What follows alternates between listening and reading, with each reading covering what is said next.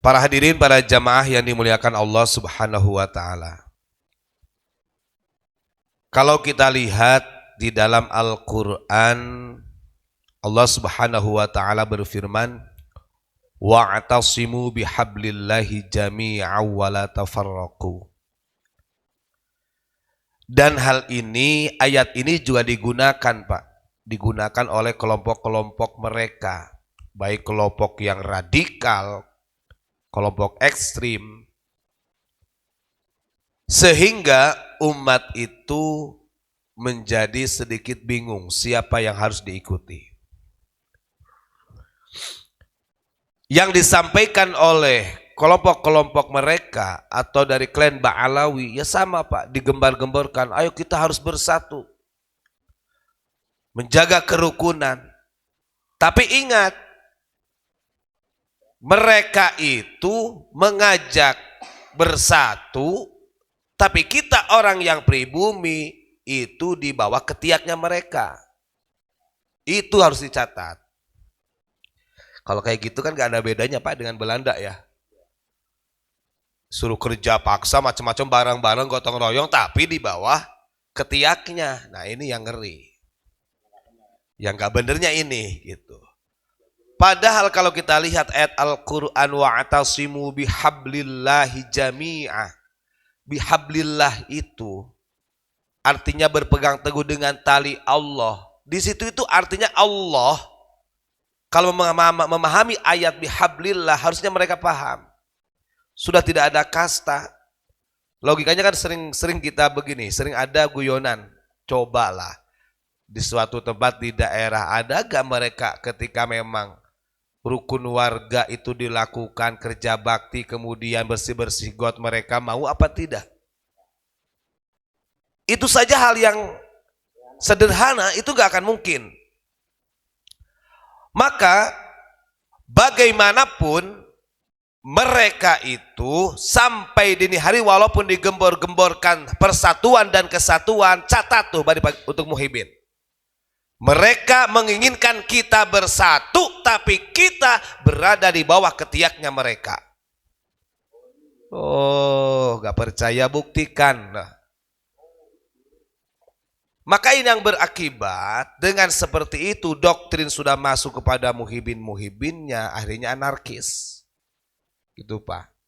Gak sadar, kiai pribuminya juga dipersekusi. Bahkan ansor bansernya pun dipersekusi, goblok itu.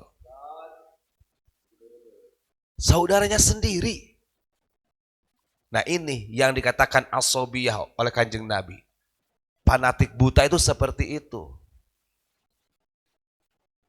Ada mungkin yang mengatakan, tapi kan mungkin dari klan Ba'alawi atau Habibnya tidak memberitakan seperti itu. Betul.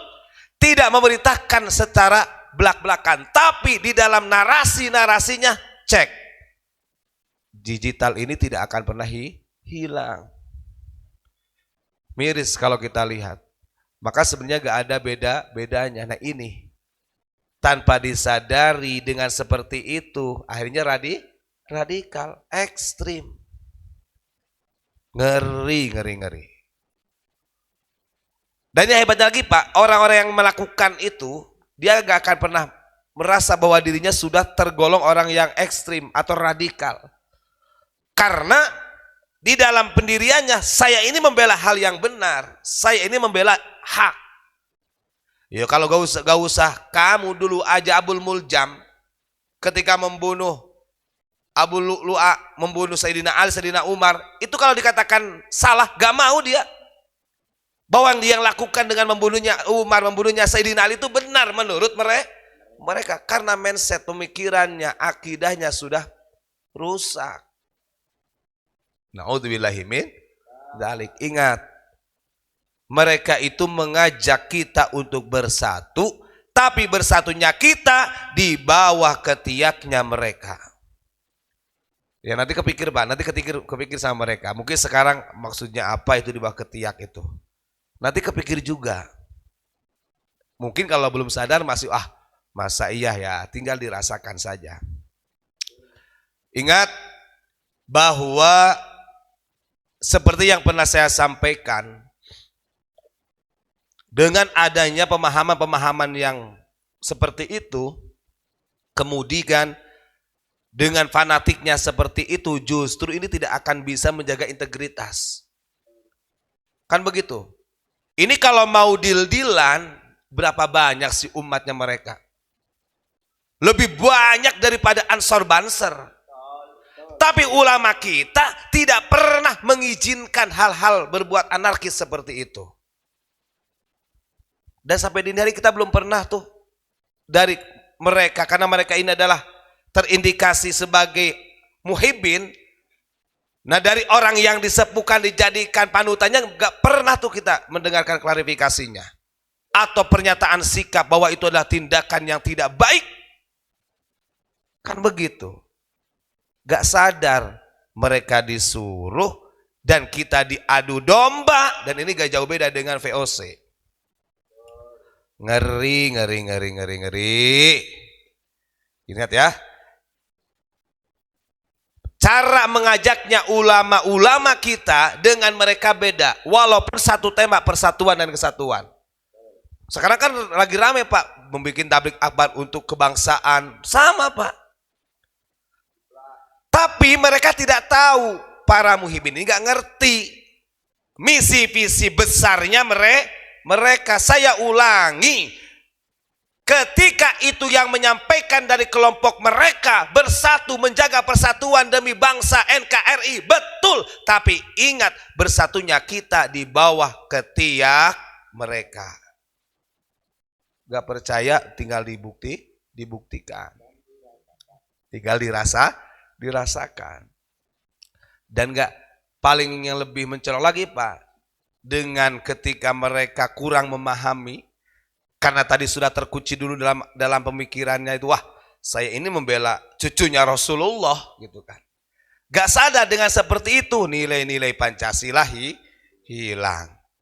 Monggo lah dikaji, dipahami, diselidiki lah oleh dirimu sendiri. Nah, itu saja lah Pak, gak panjang lebar ya yang saya sampaikan. Intinya, walaupun fatwanya sama, disuruh sholat sama, suruh puasa sama, suruh jihad juga sama, persatuan dan kesatuan juga sama, ideologi Pancasila juga sama disampaikan. Tapi ingat, yang membedakan yang paling fundamental, kalau ajakannya mereka dengan ajakannya ulama-ulama kita yang benar-benar turun-temurun merasakan perjuangannya, tumpah darah itu beda. Yang membedakannya adalah ketika ulama-ulama kita yang menyampaikan itu betul-betul satu kasta. Tapi kalau mereka yang menyampaikan, ingat, kita ini diajak bersatu tapi di bawah kendali mereka. Terima kasih. Assalamualaikum warahmatullahi wabarakatuh. Salam Pancasila. Salam Pancasila.